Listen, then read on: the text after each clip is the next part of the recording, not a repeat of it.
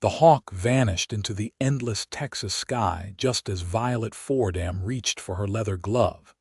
And in that single heartbeat of distraction, 3 years of training and trust scattered on the hot wind that swept across Gonzales in the summer of 1878.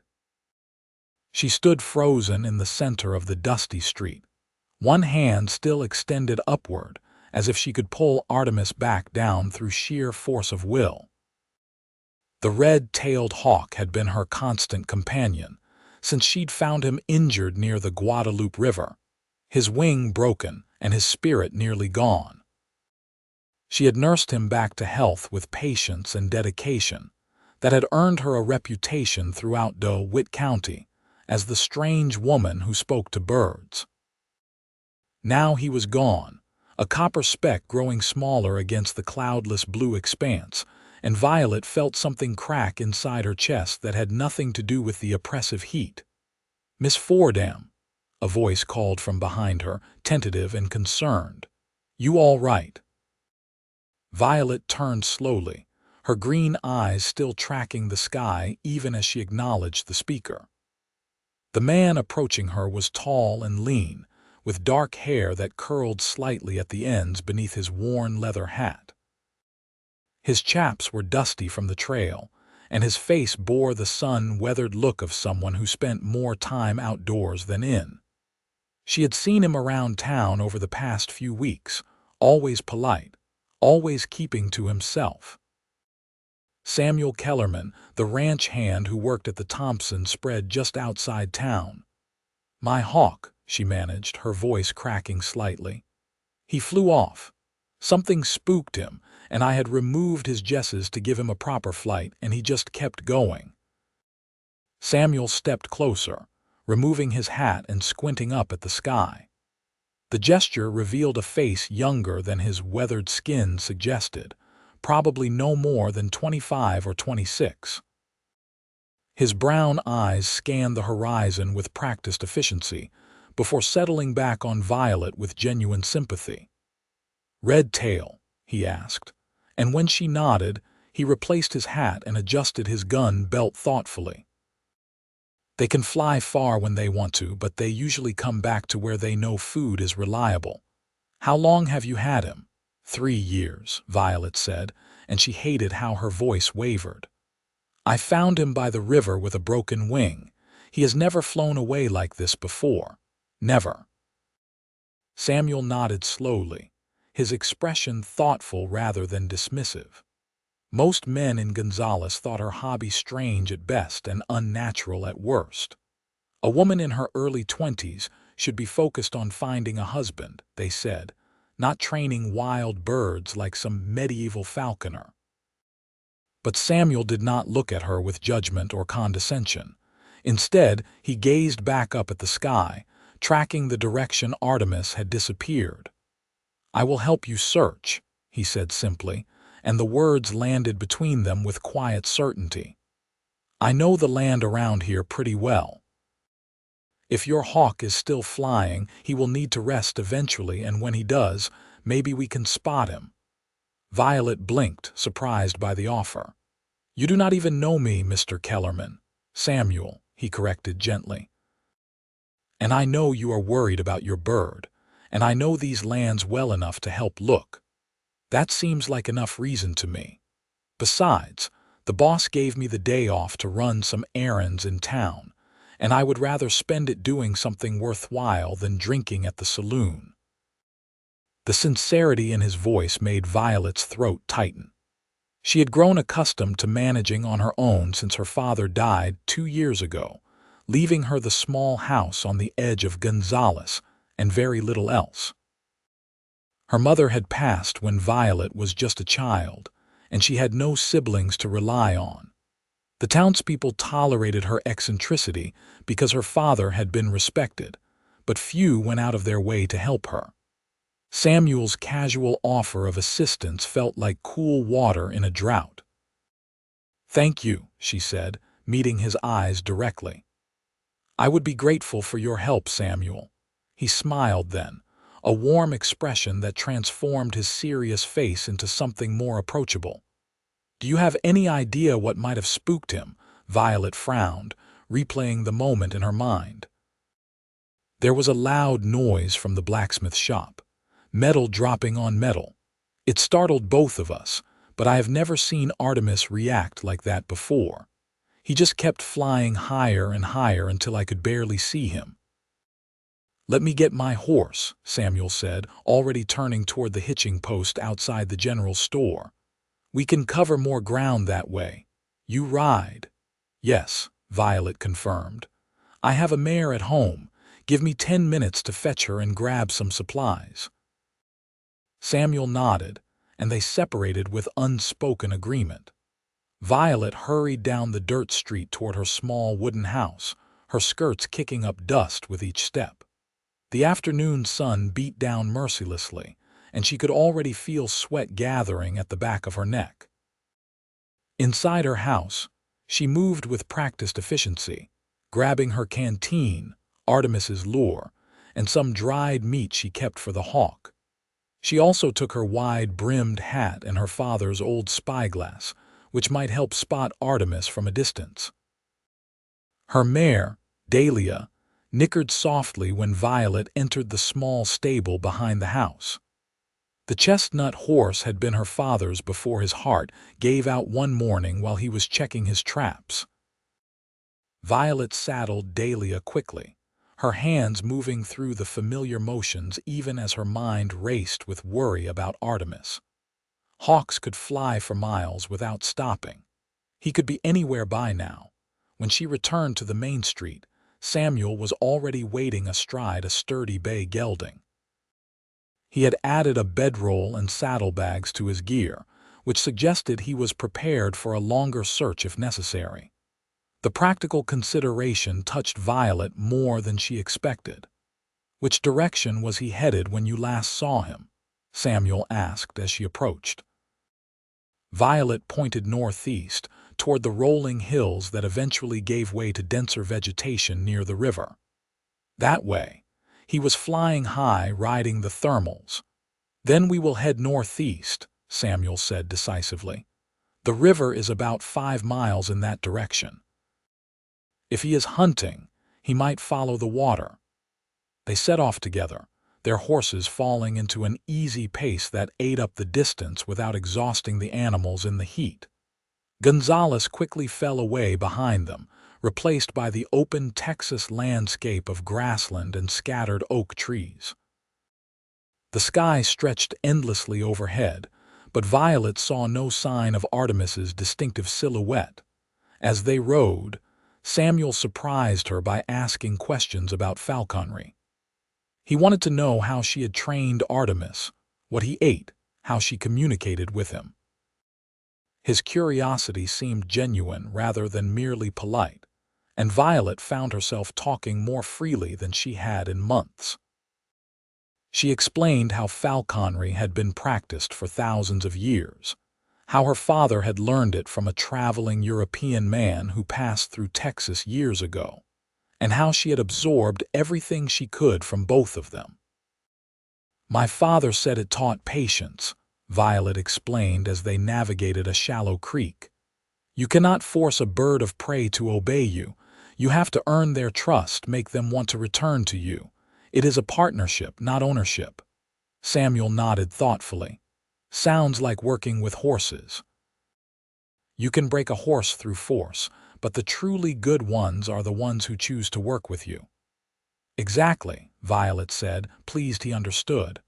"Artemis is not a pet. He is a wild creature who has chosen to hunt with me, or at least he had chosen that." "He still has," Samuel said with quiet confidence. "Whatever spooked him today was unusual. Give him time to settle, and he will remember where home is." They crested a small hill, and Samuel pulled his horse to a stop, standing up slightly in his stirrups to scan the landscape. Violet retrieved her father's spyglass and did the same, slowly sweeping the horizon for any sign of movement. The land before them rolled away in waves of gold and green, dotted with darker patches of trees. Birds flew in the distance, but none had the distinctive shape and flight pattern of a red-tailed hawk. "There is a good vantage point about a mile north," Samuel said, pointing toward a rocky outcropping. "We could see for miles from up there." Violet agreed, and they redirected their path. As they rode, the afternoon sun began its slow descent toward evening, painting the sky in gradually deepening shades of gold. The heat remained oppressive, but a faint breeze had picked up, carrying the scent of wild grass and distant water. "Can I ask you something?" Samuel said after a while, his tone careful. "Why falconry? It seems like an unusual choice, especially out here." Violet considered the question as they navigated around a thick stand of mesquite. "My mother died when I was 7, she said finally. "Fever. My father was devastated. He threw himself into his trapping and hunting, and he took me with him because there was no one else to watch me. One winter, we found an injured hawk, and my father said we should try to help it. He had always been interested in falconry but never had the time to truly learn. That hawk died, but it sparked something in him. He found that European man I mentioned, and they spent months exchanging letters and knowledge. When I was 13, we found Artemis with his broken wing, and my father said this was my chance to try what he had learned." She paused, remembering those early months of careful tending, the way Artemis had gradually stopped fearing her presence, the first time he had returned to her glove after a flight. "It gave my father and me something to share. After he died, continuing with Artemis felt like keeping a piece of him alive." Samuel was quiet for a moment, and when Violet glanced at him, his expression was soft with understanding. "That is a good reason," he said simply. "The best kind, actually. My father died when I was 16. Trampled by a spooked bull. I understand wanting to hold on to something of them." "I am sorry," Violet said genuinely. "That must have been terrible." "It was," Samuel admitted. "My mother and sisters needed support, so I started working ranches, learned everything I could about cattle and horses. Sent money home when I could. My sisters are both married now, and my mother lives with the eldest. I still send what I can, but mostly I just keep doing what I know. It is a good life, most days." They reached the rocky outcropping as the sun hung lower in the sky, casting long shadows across the landscape. From this elevated position, they could see for miles in every direction. The Guadalupe River glittered in the distance, a silver ribbon cutting through the land. Samuel dismounted and helped Violet down, his hand steady and respectful as he steadied her. Together, they climbed to the highest point of the rocks, where they had an unobstructed view of the surrounding country. Violet lifted the spyglass again, methodically scanning the sky and the treetops where a hawk might perch. Her heart sank a little further with each empty vista. Samuel stood beside her, his own eyes narrowed against the glare of the lowering sun, watching for any telltale movement. "There," Samuel said suddenly, pointing toward a cluster of tall cottonwoods near the river. "Something moved in that tallest tree." Violet swung the spyglass in that direction, her hands shaking slightly with hope and fear. For a long moment she saw nothing but leaves and branches. Then, as she was about to give up, a familiar shape shifted on one of the upper branches. The distinctive profile of a red-tailed hawk, the warm brown plumage catching the golden evening light. "It is him," Violet breathed, lowering the spyglass with trembling hands. "That is Artemis." "I am sure of it." Samuel's face broke into a genuine smile. "That is excellent news. Think we can get close enough for you to call him back?" "Maybe," Violet said, already calculating. "We need to approach carefully. If we spook him again, he might fly even further." They descended the rocks quickly but carefully, returning to their horses. The ride to the cottonwoods took nearly 30 minutes, during which Violet's anxiety steadily mounted. What if Artemis flew away before they arrived? What if he refused to return to her? What if he had already decided he preferred true freedom to their partnership? Samuel seemed to sense her worry because he kept up a steady stream of quiet conversation, pointing out landmarks and telling her stories about the land. He described finding a mother longhorn and her calf stuck in a ravine last spring, and the careful hours it took to get them out safely. He talked about the first time he successfully broke a particularly stubborn horse to saddle, and how satisfied he felt when the animal finally trusted him. His words were soothing without being patronizing, and Violet found herself gradually relaxing despite her concerns. As they approached the stand of cottonwoods, Samuel suggested they dismount and walk the rest of the way. The horses might startle Artemis if they got too close. Violet agreed, taking her leather glove from her saddlebag and slipping it onto her left hand. The familiar weight of it was comforting. She also grabbed the lure and some of the dried meat. The evening air had cooled slightly, and the shadows under the cottonwoods were deep and welcoming after the harsh sunlight. Violet moved carefully through the undergrowth, aware of Samuel following a few paces behind, giving her space but remaining close enough to help if needed. Above them, through the canopy of leaves, she caught glimpses of Artemis still perched on his high branch. When they were close enough, Violet stopped and took a deep breath. Then she began the familiar whistle she had always used to call Artemis, a specific pattern of notes that meant food and safety and home. She swung the lure in a wide arc, the dried meat visible and tempting. For a long moment, nothing happened. Artemis shifted on his branch but did not move. Violet's heart hammered in her chest. She whistled again, adding the clicking sound she made with her tongue that Artemis associated with particularly good hunts. The hawk's head swiveled, focusing on her. Violet held her breath. Then, with a powerful thrust of his wings, Artemis launched himself from the branch. He circled once, twice, riding the air currents between the trees. Violet kept her gloved arm extended, steady and inviting while continuing the familiar sounds. Artemis folded his wings slightly and dove. Violet's breath caught. Then, with a precision born of 3 years of practice, the hawk landed on her glove, his talons gripping firmly but not painfully through the thick leather. His amber eyes fixed on her face, and he made a soft chittering sound that might have been greeting or complaint. Relief flooded through Violet so powerfully that her knees weakened. She steadied herself, keeping her arm level, and used her free hand to offer Artemis a piece of the dried meat. The hawk took it delicately, mantling his wings slightly over the food in the instinctive gesture of protecting his meal. "Good boy," Violet whispered, her voice thick with emotion. "You had me so worried, you stubborn creature." Behind her, Samuel let out a low breath. "That was remarkable," he said quietly. "The way he just came to you like that." Violet turned carefully, mindful of the hawk on her arm. Samuel was watching them with an expression of genuine wonder and respect. "3 years of trust," she said.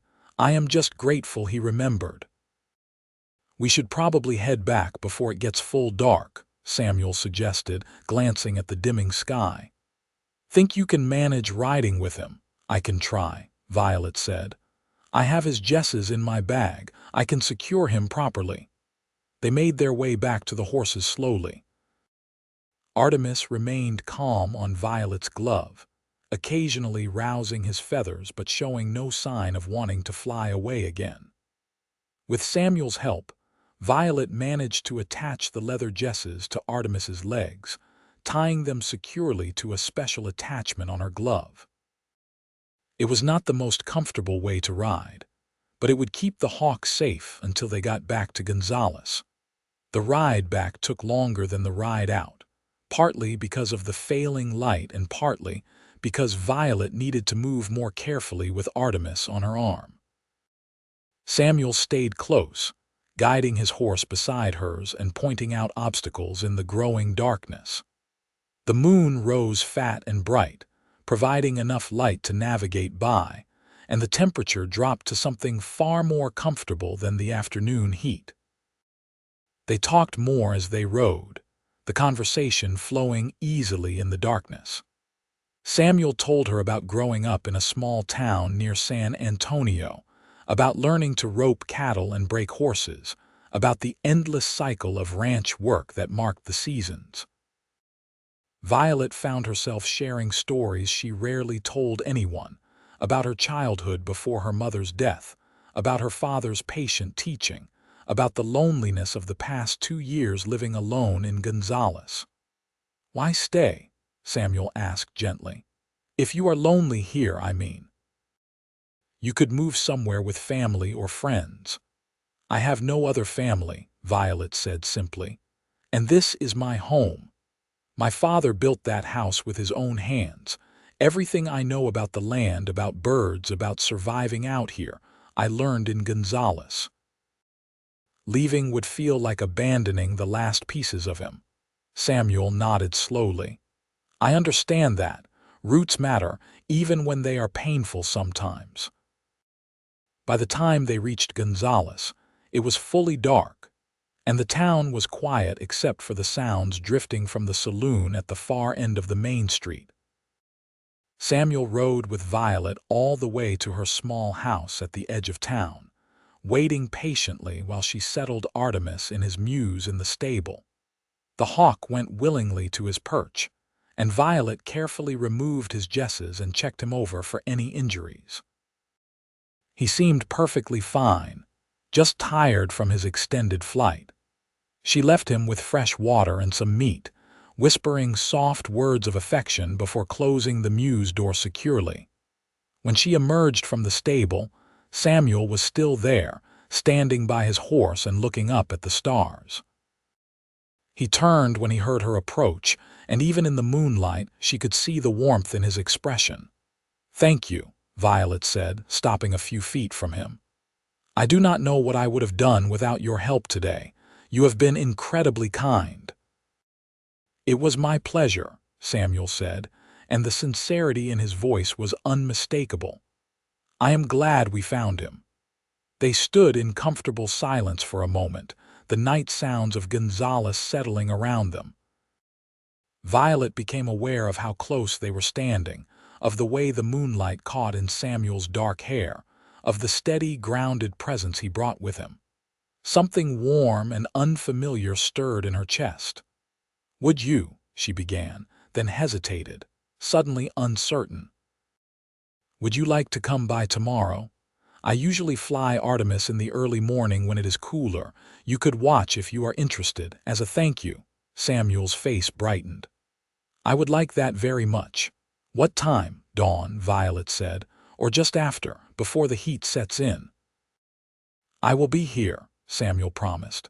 He swung up onto his horse with easy grace, then touched the brim of his hat in farewell. "Sleep well, Violet." "You too, Samuel," she replied, and watched as he rode away into the darkness, the sound of hoofbeats gradually fading into the night. Inside her house, Violet moved through her evening routine in a daze. She lit the oil lamp, prepared a simple meal, and changed into her nightgown, but her mind kept returning to the day's events. Samuel's immediate offer to help, his patience during the search, his genuine interest in her and Artemis, the easy way they had talked, the comfortable silence they had shared. She barely knew him, and yet something about his presence felt right in a way she had not experienced before. She lay in bed, watching shadows dance on the ceiling, and allowed herself to acknowledge the flutter of excitement in her stomach when she thought about seeing him again in the morning. It had been so long since she felt any kind of connection with another person. The prospect was both thrilling and terrifying. The next morning, Violet woke before dawn, which was unusual for her. She dressed carefully in her practical riding skirt and blouse, then plaited her long auburn hair into a neat braid. She told herself she was not making any special effort, that this was how she always dressed for flying Artemis, but the small voice in the back of her mind whispered differently.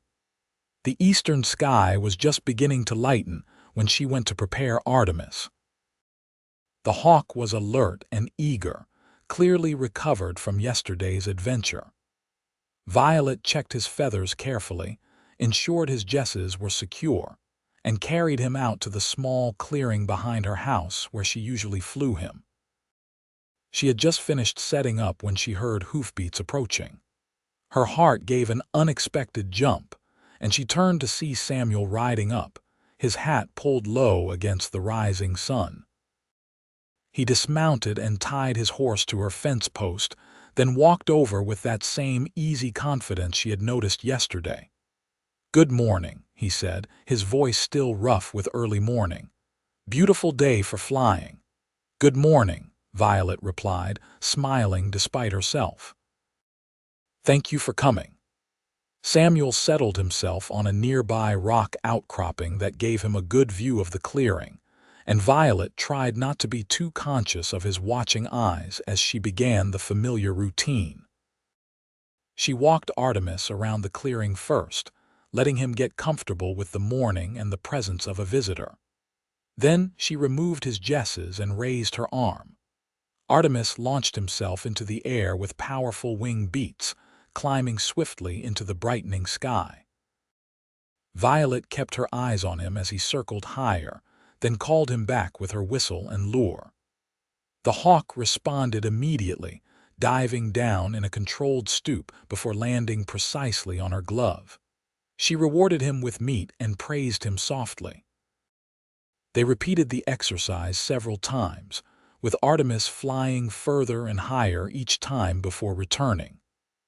On the fourth flight, the hawk caught a small rabbit that had been hiding at the edge of the clearing, demonstrating the hunting skills that made falconry so impressive.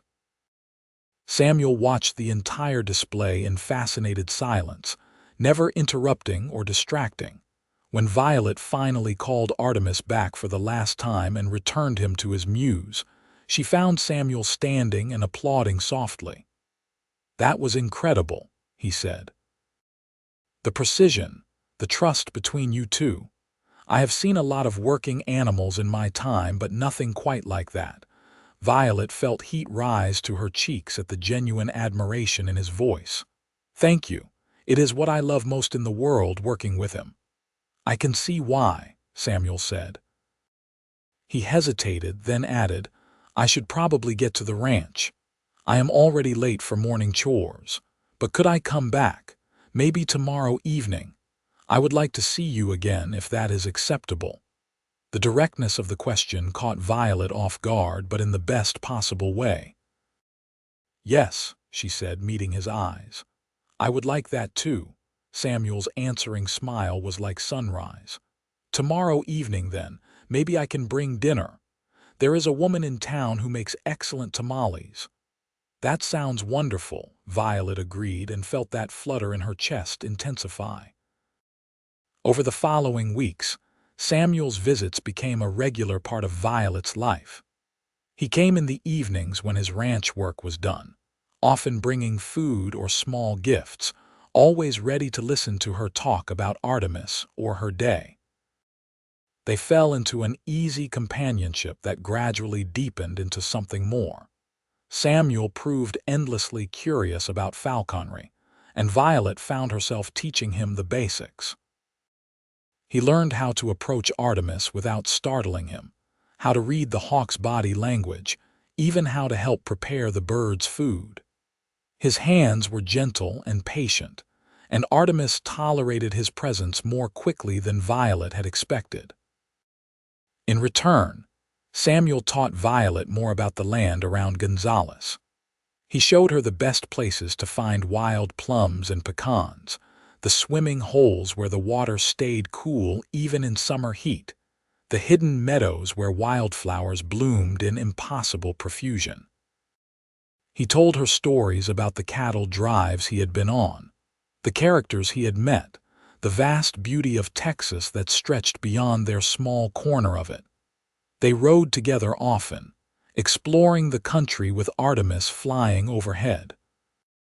The hawk seemed to enjoy these expeditions, soaring on the thermals and occasionally stooping to catch prey while Violet and Samuel watched from below. On one memorable afternoon, Artemis caught a snake nearly as long as Violet was tall, and Samuel's impressed exclamations made her laugh until her sides hurt. But it was the quiet moments that Violet treasured most. The evenings sitting on her porch, watching the sun set while Samuel's horse grazed nearby. The comfortable silences that fell between them, requiring no words to fill. The way Samuel looked at her sometimes, like she was something precious and worth protecting, but never diminishing or patronizing. One evening in late July, about 6 weeks after they first met, Samuel arrived at Violet's house with a troubled expression. She knew immediately that something was wrong. "The Thompson ranch is being sold," he said without preamble after dismounting. "Old man Thompson died last week, and his son wants nothing to do with ranching. He is selling everything and moving to Dallas, which means I am out of work as of next month." Violet's stomach dropped. "What will you do?" Samuel removed his hat and ran a hand through his hair, a gesture she had come to recognize as his way of processing stress. "I have been asking around. There is work at a ranch up near Austin. It is good pay, better than what I am making now. They want me to start in September." "Austin," Violet repeated, and the word felt like a stone in her mouth. Austin was nearly 80 miles away, a day and a half of hard riding. It might as well be a different world. Samuel looked at her, and the pain in his eyes mirrored her own. "I do not want to go," he said quietly. "These past weeks with you have been the happiest I have had in years. Maybe ever. But I need the work, Violet. I have to send money to my mother, and there just are not enough ranch jobs around Gonzales."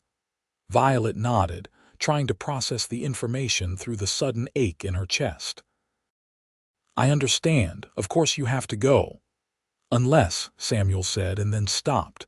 He turned away, staring out at the darkening sky. "Never mind, it is too much to ask." "Unless what?" Violet prompted, stepping closer to him. Samuel turned back to face her, and the intensity in his expression made her breath catch. "Unless you would consider coming with me, as my wife." The world seemed to tilt slightly. Violet stared at him, certain she had misheard. "What?" "I know we have only known each other a short time," Samuel said in a rush, the words tumbling out as if he had been holding them back for too long. "And I know I do not have much to offer you. Just a ranch hand's wages and a small house that comes with the job. But I have fallen in love with you, Violet. Completely and irrevocably. I love your strength and your independence. I love the way you talk about Artemis with such passion. I love your kindness and your intelligence and the way you laugh at my terrible jokes. I love everything about you, and the thought of leaving you behind is tearing me apart." Violet's heart was hammering so hard she could barely hear her own thoughts over the rush of blood in her ears. "Samuel," she whispered. "If you said yes," he continued, softer now, "you could bring Artemis. There is plenty of land around Austin for flying him. You would have your own space, your own life. I would never try to cage you or change you. I just want the chance to build a life together to see where this could go. But I understand if it is too much, too soon. I would never pressure you. I just had to tell you how I feel before I leave." The earnestness in his voice, the vulnerability in his eyes, the way he stood before her offering his whole heart without reservation, all of it crashed over Violet like a wave. She realized with startling clarity that she had been halfway in love with Samuel for weeks now, maybe since that first day when he offered to help her search for Artemis without hesitation or judgment. "Yes," she said, and watched his eyes widen in shock. "Yes, Samuel. I will marry you and come to Austin." For a heartbeat, neither of them moved. Then Samuel closed the distance between them in 2 long strides and pulled her into his arms. The kiss was everything Violet had not let herself imagine, tender and passionate and full of promise. When they finally broke apart, both breathless, Samuel rested his forehead against hers. "You mean it?" he asked, his voice rough with emotion. "You will really come with me?" "I will," Violet confirmed, reaching up to cup his face in her hands. "I love you too, Samuel. I think I have for a while now, but I was too afraid to admit it. The thought of you leaving was unbearable. Going with you feels right. It feels like coming home." Samuel kissed her again, softer this time, reverent. When he pulled back, his eyes were suspiciously bright. "We should get married before we leave. I want to do this properly, make sure everyone knows you are my wife, that I am honored to have you." "When?" Violet asked, her practical mind already spinning through the logistics. "As soon as possible," Samuel said. "We have about 3 weeks before I need to be in Austin. Can we arrange something in that time?" Violet thought about it. "The pastor in town can marry us. I do not need a big ceremony, just you and me and a few witnesses." "Whatever you want," Samuel promised. "As long as you are my wife at the end of it, nothing else matters." They spent the rest of that evening making plans, sitting close together on Violet's porch while the stars emerged overhead. They would be married in 1 week, giving them time to make arrangements and pack. Violet would sell her house and most of her belongings, keeping only what she could transport. Samuel would buy a wagon to carry their possessions and build a special muse for Artemis that could be transported. The week that followed was a whirlwind of activity.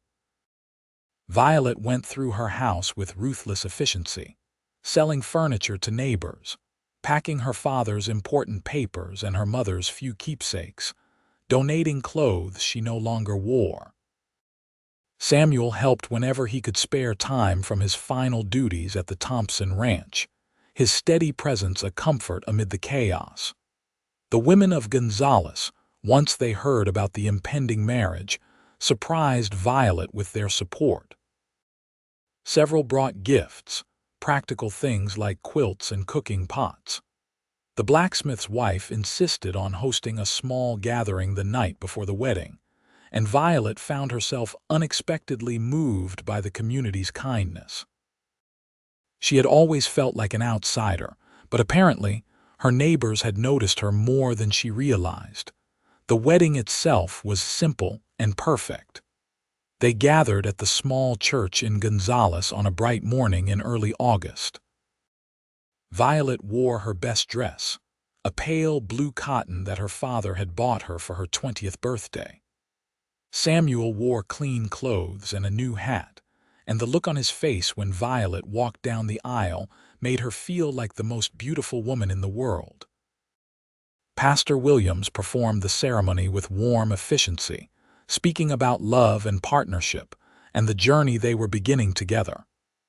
When Samuel slipped the simple gold band onto Violet's finger, his hands were steady and sure. When she did the same for him, her own hands trembled slightly with the weight of the moment. "I now pronounce you husband and wife," Pastor Williams said with a smile. "Samuel, you may kiss your bride." And Samuel did, thoroughly and tenderly, while the small gathering of witnesses applauded.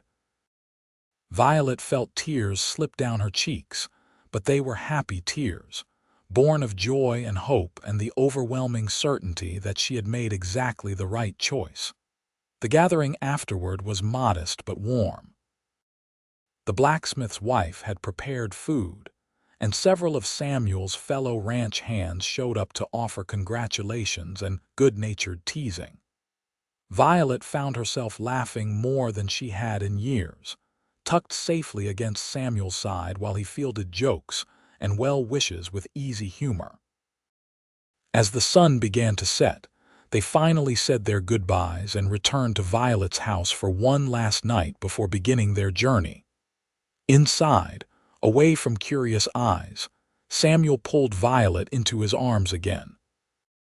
"Hello, wife," he murmured against her hair, and Violet could hear the smile in his voice.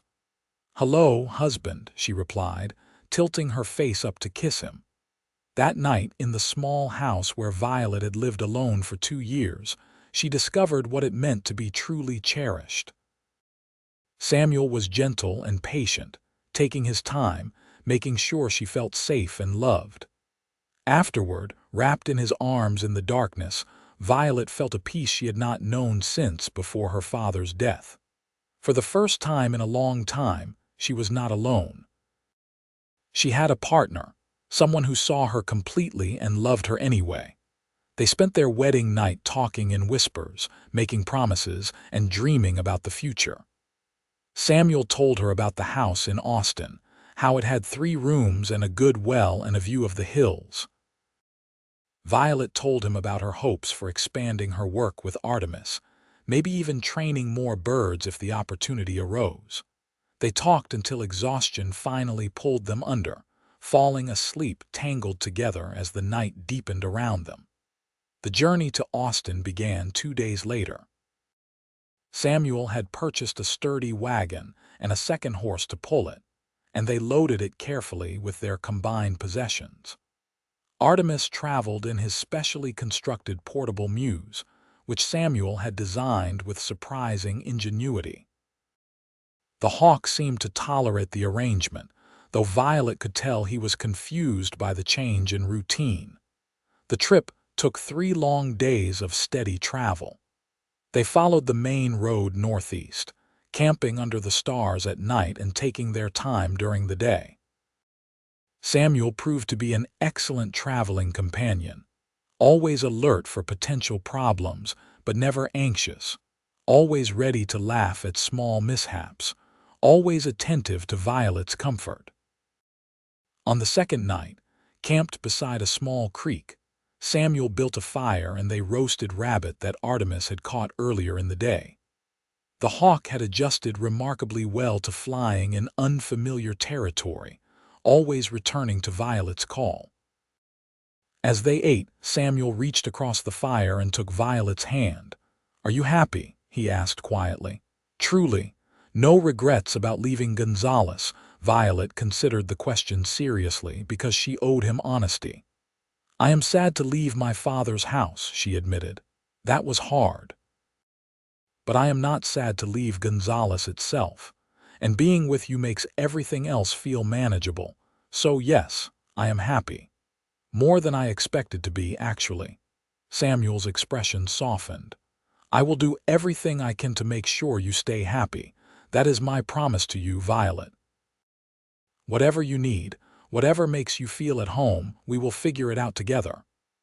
"I know," Violet said simply, because she did know. She had seen Samuel's character in dozens of small actions over the past weeks. His word meant something.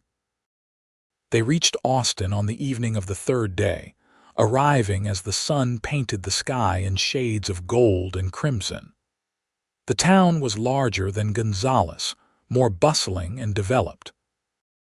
Violet felt a moment of anxiety at the crowds and noise, but Samuel navigated them through the streets with calm competence until they reached the outskirts where the ranch properties began. The house that came with Samuel's job was small but well built, situated on a gentle rise with a view of the surrounding hills exactly as he had described. It had wooden floors and glass windows, a luxury Violet's house in Gonzales had lacked. Behind the main house was a small barn and several outbuildings, one of which would be perfect for converting into a proper muse for Artemis. "What do you think?" Samuel asked, watching Violet's face carefully as she took it all in. "I think it is perfect," Violet said honestly. "I think we can make a real home here." Samuel's relief was visible. "Let me show you inside." The interior was sparse but clean. The previous occupant had left behind a table and chairs, a bed frame, and some basic kitchen equipment. It was more than enough to start with, and Violet's mind was already racing with ideas for making the space their own. That night, exhausted from travel, they collapsed into bed and slept deeply. But the next morning, they woke to their new life with energy and determination. Samuel had to report to the ranch foreman for his first day of work, so Violet spent the day unpacking and organizing. She set up Artemis's temporary mews in the barn, making sure the hawk had food and water and reassurance that this new place was safe. By the time Samuel returned that evening, dusty and tired but smiling, Violet had transformed the house into something resembling a home. She had hung curtains, arranged their belongings, and even managed to cook a simple meal on the wood stove. "This is wonderful," Samuel said, pulling her into a long kiss. "You are wonderful." The weeks that followed established the rhythm of their new life together. Samuel worked long days at the ranch, dealing with cattle and horses and the endless maintenance that ranch life required. Violet spent her days training with Artemis, exploring their new surroundings and gradually making connections with their neighbors. She discovered a small community of ranching families in the area, and while some were suspicious of her unusual hobby, most were friendly enough. One neighbor, an older woman named Mrs. Chen who had come from California during the gold rush years, proved particularly kind. She invited Violet for tea one afternoon and ended up becoming a regular visitor, fascinated by Artemis and full of practical advice about living in the Austin area. Violet also began visiting the town more regularly, getting to know the shopkeepers and the library keeper, who was delighted to learn she could read and write well. The library keeper, a thin man named Mr. Patterson, had a surprising collection of books on natural history and falconry, and he and Violet quickly formed a friendship based on shared interests. Through Mr. Patterson, Violet met others in Austin who were interested in birds and wildlife. A local doctor named Harrison had been documenting the birds of Central Texas for years and was thrilled to learn about Violet's work with Artemis.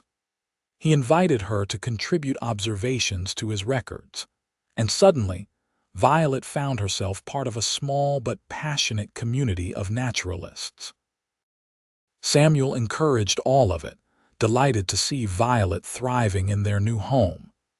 He loved hearing about her day over dinner, asking detailed questions about Artemis's training or the people she had met.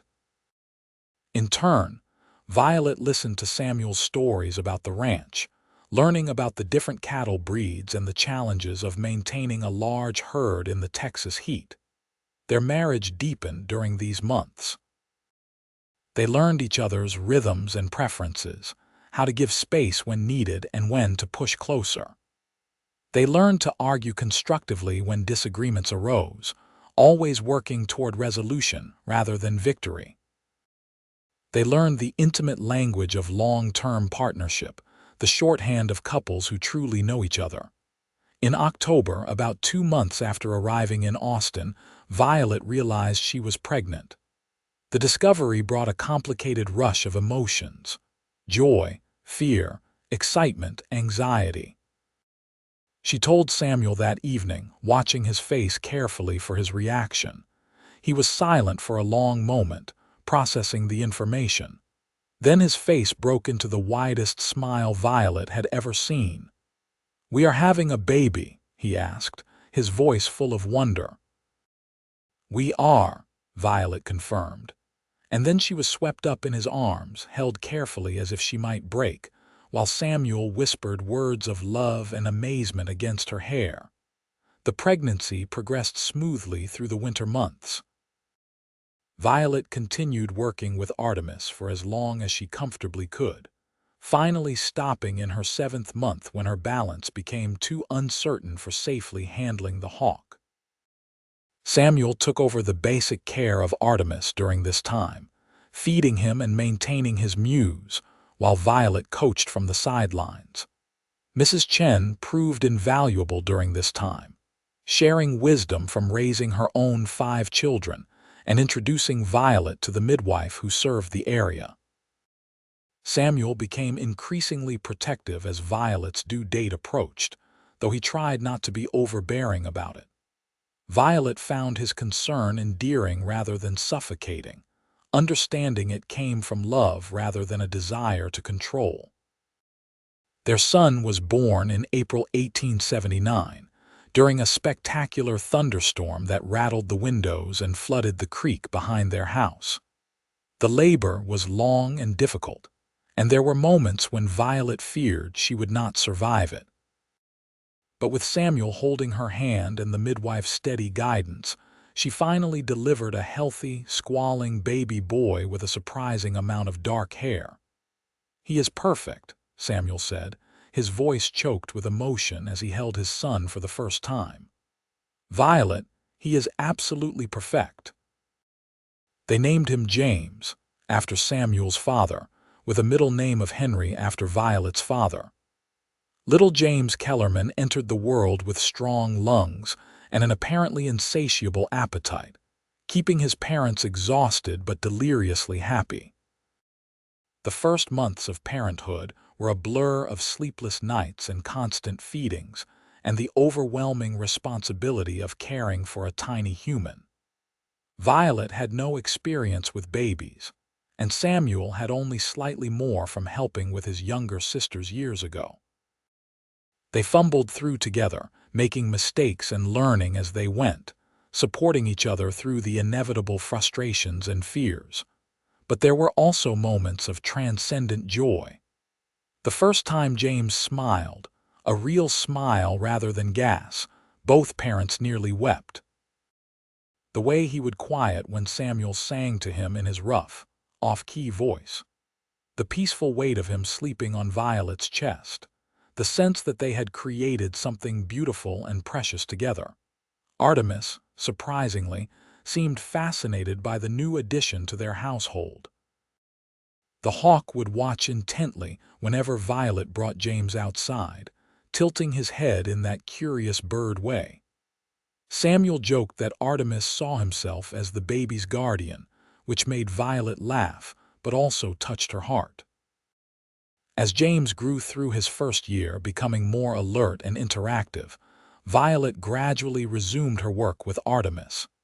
It was different now, fitting training sessions around feeding schedules and nap times, but she made it work. Samuel helped whenever he could, taking James for walks in a sling he had rigged up so Violet could have uninterrupted time for flying Artemis. Their life in Austin settled into a comfortable pattern. Samuel continued working at the ranch and gained a reputation as one of the best horsemen in the area.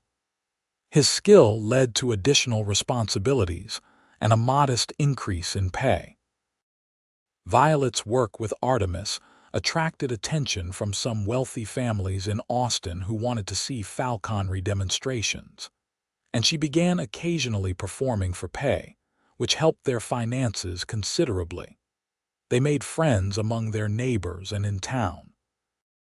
Their house became a gathering place for the small community of ranching families, with regular dinners and celebrations. Violet taught several of the neighbor children about birds and wildlife, finding she enjoyed sharing knowledge.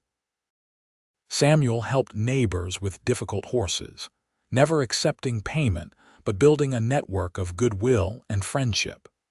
By James's second birthday, they had saved enough money to buy a small parcel of land adjacent to their rented house. It was only 5 acres, but it was theirs, the first property either of them had truly owned. Samuel talked about eventually building their own house on it, something larger with room for more children and maybe Violet's own training facilities for birds. More children? Violet asked, raising an eyebrow at her husband as they walked their new property line one evening, James riding on Samuel's shoulders. "If you want them," Samuel said, glancing at her with a slightly anxious expression. "I know the first time was hard on you, but I would love a bigger family if you would.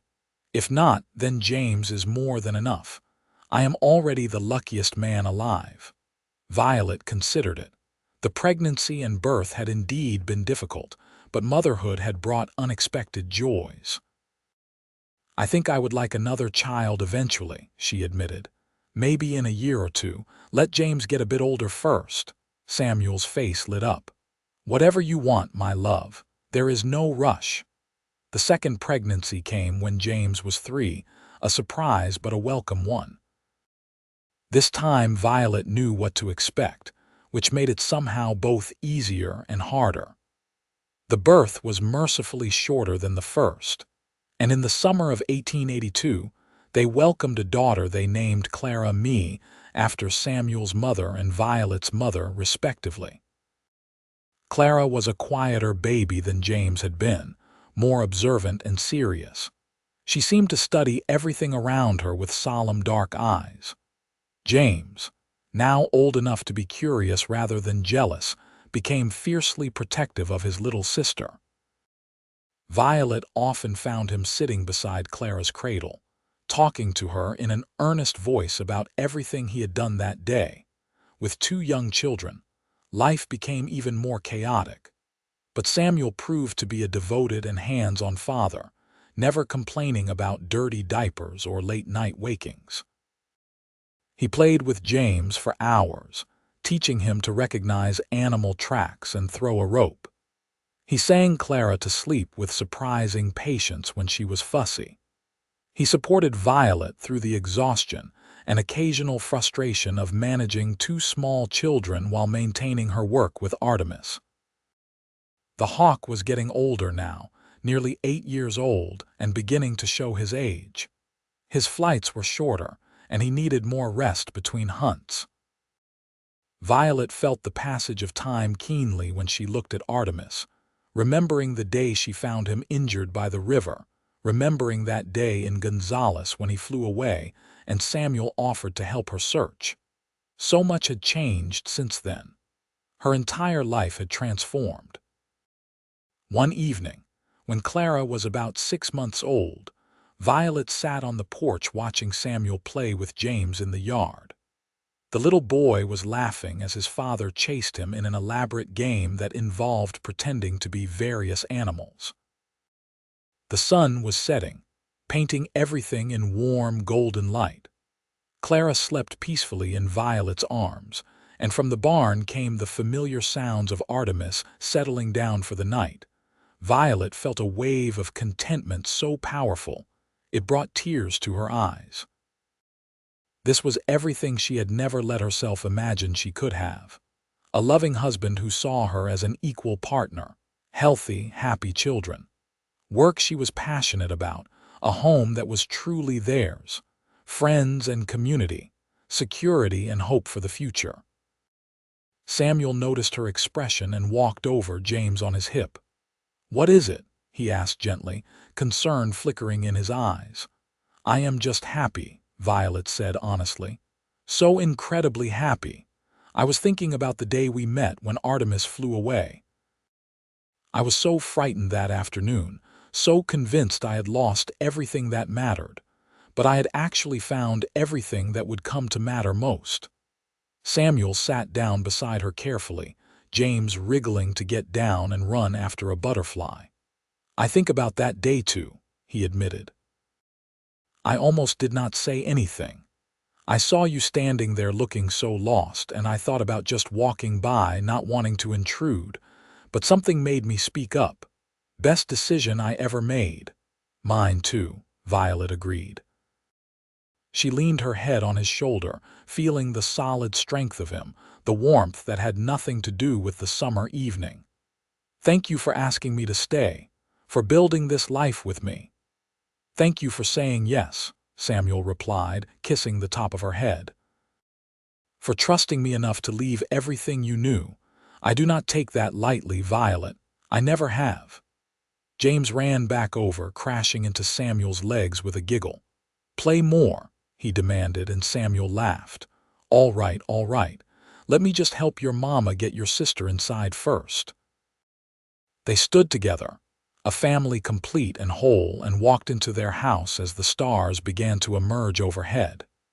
Inside, they moved through the familiar evening routine, feeding the children, getting them ready for bed, Samuel reading James a story while Violet nursed Clara. It was ordinary and precious, the kind of evening they had shared hundreds of times and would share thousands more. Later, after the children were asleep, Samuel and Violet sat together in the quiet of their bedroom. Samuel held Violet's hand, tracing the calluses she had earned from years of working with Artemis. "I love you," he said simply. "More now than even on the day we married. I did not think that was possible, but it is true." "I love you too," Violet replied, squeezing his hand. "You are everything good in my life, Samuel. You and our children. This family we have built." They kissed then, a slow, sweet affirmation of everything they had become to each other. When they finally lay down to sleep, tangled together in the darkness, Violet felt complete in a way she had not known was possible. The years continued to roll forward, bringing both joys and challenges as they always do. Artemis passed away peacefully when Clara was 2, and Violet mourned him deeply. But Samuel was there to hold her through the grief, understanding what the hawk had meant to her. Together, they buried Artemis on their small piece of land, under an oak tree with a view of the hills. To Violet's surprise, she found she was not ready to train another hawk immediately. Her children needed her attention, and she discovered that documenting birds and teaching others about them satisfied the same passion that had driven her to falconry. She began writing detailed observations that Mr. Patterson published in a regional natural history journal, earning a small but meaningful reputation as a naturalist. Samuel's career continued to flourish. By the time James was 7 and Clara was 4, Samuel had been promoted to ranch foreman, overseeing all the ranch hands and reporting directly to the owner. The position came with a significant raise in salary and even greater respect in the community. Samuel wore his success lightly, never letting it change his fundamental kindness or his dedication to his family. They eventually built a new house on their land, a larger structure with 4 bedrooms, a proper study for Violet's work, and a spacious mews in case she ever wanted to train birds again. James had his own room finally, and Clara had a bright space that caught the morning sun. There was even a guest room for when Samuel's mother and sisters visited from San Antonio. The house raising was a community effort, with neighbors pitching in to help. Samuel's skills as a horseman and Violet's reputation as a naturalist and teacher had earned them genuine affection and respect. The day they moved into the new house, several families brought food and gifts, turning it into an impromptu celebration. When James turned 8, he began expressing interest in following his father into ranch work. Samuel taught him patiently, never pushing but always available to answer questions and demonstrate skills. Clara, at 5, surprised everyone by showing a keen interest in her mother's work with birds. She spent hours watching the wild birds that visited their property, asking detailed questions about species and behaviors. One afternoon, Clara came running to Violet with cupped hands. "Mama, I found a baby bird that fell from its nest. Can we help it?" Violet examined the tiny creature, a fledgling mockingbird that appeared uninjured. "We can try," she told her daughter, "but baby birds are very fragile. We have to be very careful and very patient." Under Violet's guidance, Clara helped care for the mockingbird for several weeks until it was strong enough to release. The experience sparked something in the little girl, and she declared she wanted to work with birds just like her mother when she grew up. Violet felt a surge of emotion at the declaration, seeing her own passion reflected in her daughter's eyes. Samuel watched his wife teaching their daughter with obvious pride and love. "You are an amazing mother," he told Violet one evening. "The way you nurture their interests, support their dreams, I am in awe of you." "We are partners in this," Violet reminded him. "You do just as much. Look at how patient you are with James, how you build his confidence while keeping him safe. We are both doing this together." "Still," Samuel insisted, pulling her close, "I want you to know how much I appreciate you, how grateful I am every single day that you agreed to marry me and build this life together." "Best decision I ever made," Violet said, echoing the words that had become something of a refrain between them over the years. As their children grew, so did their connection to the Austin community. Samuel served on the committee that organized the annual county fair. Violet taught classes on natural history at the school during winter months when ranch work slowed. They hosted gatherings at their home, opened their doors to neighbors in need, and built a life rich in friendship and purpose. Samuel's mother visited regularly, staying for weeks at a time and doting on her grandchildren. She and Violet had developed a warm relationship based on mutual respect and shared love for Samuel and the children. His sisters also visited when they could, bringing their own growing families, turning the house into a joyful chaos of cousins and laughter. During one such visit, when the house was full of family and the air rang with children's laughter, Samuel's mother pulled Violet aside. "I want to thank you," the older woman said, "for making my son so happy.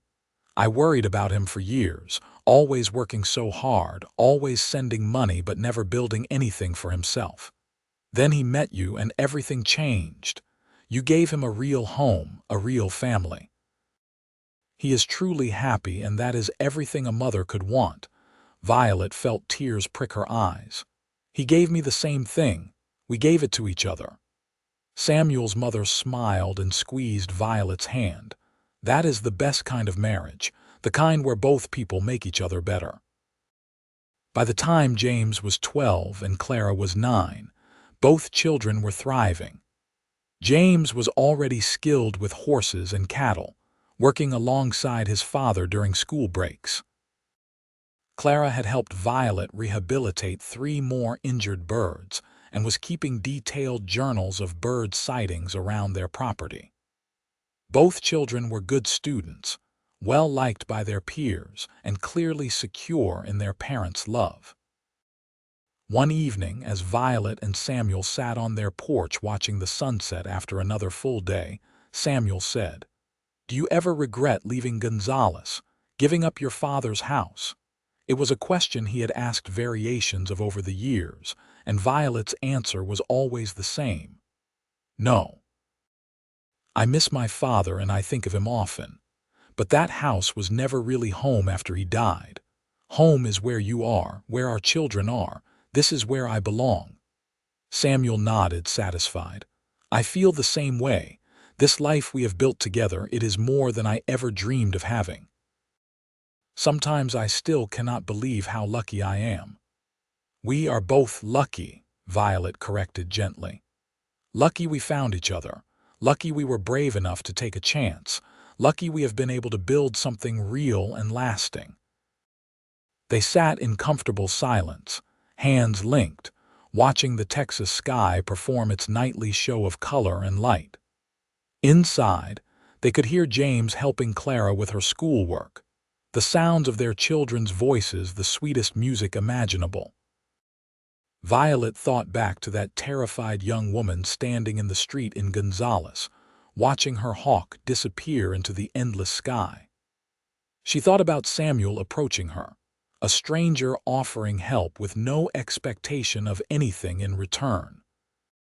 She thought about the choice to say yes when he asked her to marry him, to leave everything familiar for the unknown. That single day had changed everything. One lost bird, one offer to help, one question to stay. And from those simple moments, an entire lifetime had grown.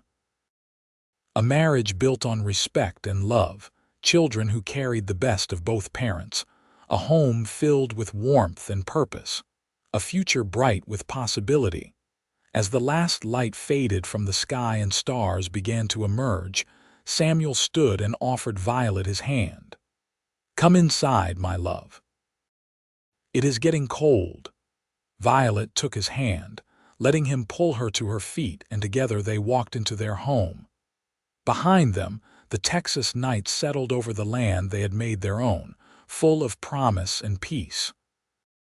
Inside their house, surrounded by the evidence of the life they had built together, the photos on the walls and the children's drawings and the books they had collected, and the thousand small details that made a house a home, Violet knew with absolute certainty that her story had turned out exactly as it should.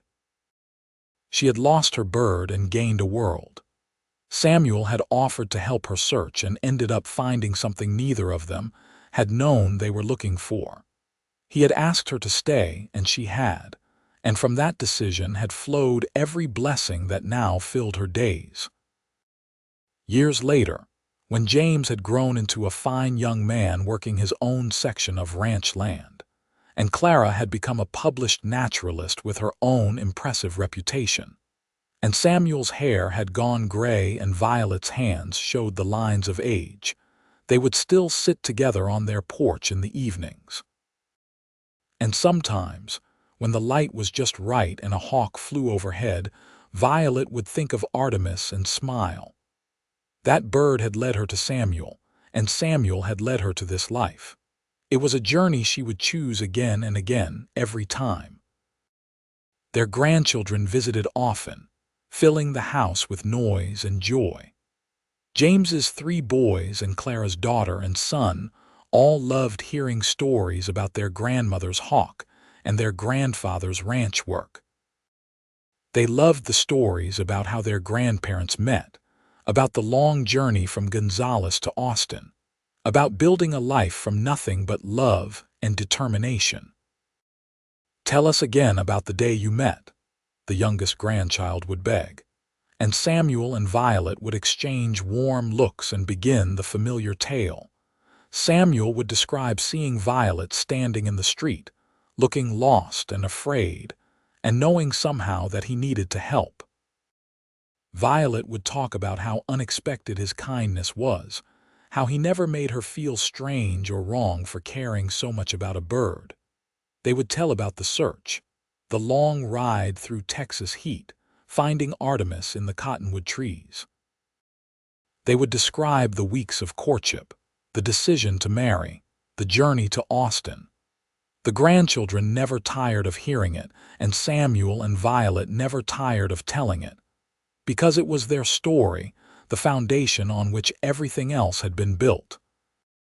It was the proof that sometimes the worst moments lead to the best outcomes, that sometimes strangers become the most important people in your life, that sometimes saying yes to uncertainty brings you home.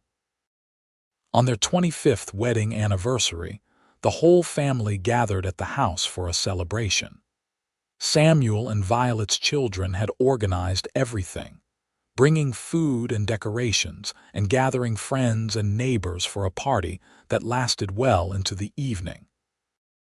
As the celebration wound down and guests began departing, Samuel pulled Violet aside. "I have something for you," he said, producing a small wrapped package. Inside was a beautiful leather journal, the cover tooled with the image of a hawk in flight. "For your observations," Samuel explained. "I know your current journal is nearly full. I thought you might like a new one." Violet ran her fingers over the leather, tracing the hawk's outline. "It is beautiful, thank you." "Look at the first page," Samuel prompted. Violet opened the journal and found Samuel's handwriting, somewhat awkward but clearly heartfelt.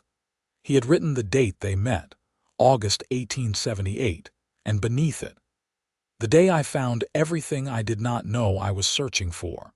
Thank you for 25 years of happiness. Here is to 25 more.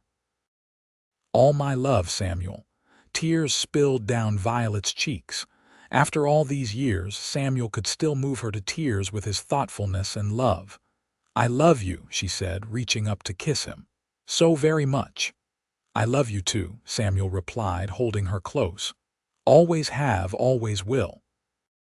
They stood together in the house they had built, surrounded by the evidence of a life well lived, a family well loved, a partnership that had not just survived but thrived. The journey that began with a lost hawk and a cowboy's offer to help had led them here, to this moment of perfect contentment and joy. And as they rejoined their family, as children and grandchildren and friends filled their home with laughter and love, Violet sent up a silent prayer of gratitude. For Artemis, who had flown away and led her to Samuel. For Samuel, who had offered help and then his heart. For the courage to say yes to the unknown.